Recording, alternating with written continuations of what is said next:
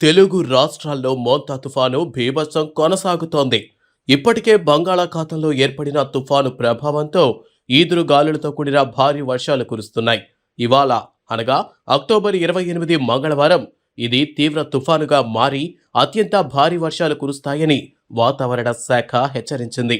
ముఖ్యంగా ఆంధ్రప్రదేశ్పై మోంతా తుఫాను ప్రభావం ఎక్కువగా ఉండటంతో ప్రభుత్వం అప్రమత్తమైంది. ప్రాణ నష్టం జరగకుండా ఆస్తి నష్టం కూడా ఎక్కువగా లేకుండా ముందుగా జాగ్రత్త చర్యలు చేపట్టింది. ప్రస్తుతం పశ్చిమ మధ్య బంగాళాఖాతంలో మోంతా తుఫాను కేంద్రీకృతమై ఉందని ఏపీ విపత్తు నిర్వహణ సంస్థ తెలిపింది. గడిచిన 6 గంటల్లో గంటకు 17 కిలోమీటర్ల వేగంతో ముందుకు కదులుతోంది. ప్రస్తుతానికి మచిలీపట్నంకు 230 కిలోమీటర్లు, కాకినాడకు 310 కిలోమీటర్లు, విశాఖపట్నంకు 370 కిలోమీటర్ల దూరంలో ఉందని తెలిపింది. మంగళవారం ఉదయం తుఫాను కాస్త తీవ్ర తుఫానుగా మారనుందని ఏపీఎస్డీఎంఏ తెలిపింది. మోంతా తుఫాను ఆంధ్రప్రదేశ్ వైపు దూసుకు వస్తోంది. ఇవాళ రాత్రికే తీరం దాటుతుందని విపత్తు నిర్వహణ సంస్థ తెలిపింది. మచిలీపట్నం, కాకినాడ మధ్య తీరం దాటే అవకాశాలున్నాయని వెల్లడించింది. తుఫాను తీరం దాటే సమయంలో తీరం వెంబడి ఏకంగా గంటకు 90 నుండి 110 కిలోమీటర్ల వేగంతో ఈదురుగాలులు, కుండపోత వర్షాలు కురుస్తాయని హెచ్చరించింది.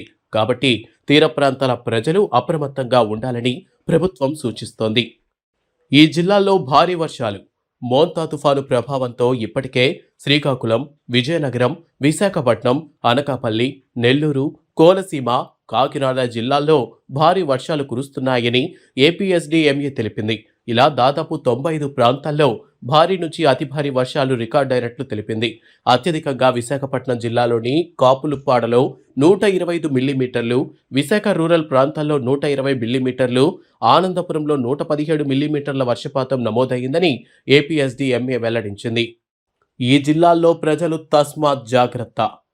ఇవాళ ఏర్పడే తీవ్ర తుఫాను ప్రభావంతో ఆంధ్రప్రదేశ్లో వర్షాల తీవ్రత పెరుగుతుందని, భారీ నుంచి అతి భారీ వర్షాలు కురుస్తాయని ఏపీఎస్డీఎంఏ హెచ్చరించింది.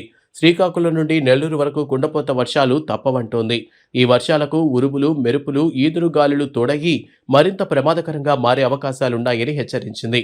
కాబట్టి వర్ష ప్రభావిత జిల్లాల్లో ప్రజలు ఎట్టి పరిస్థితుల్లోనూ బయటకు రావద్దని హెచ్చరించింది. ఏదైనా ప్రమాదకర పరిస్థితులు ఎదురైతే కంట్రోల్ రూమ్కు సమాచారం ఇవ్వాలని సూచించింది.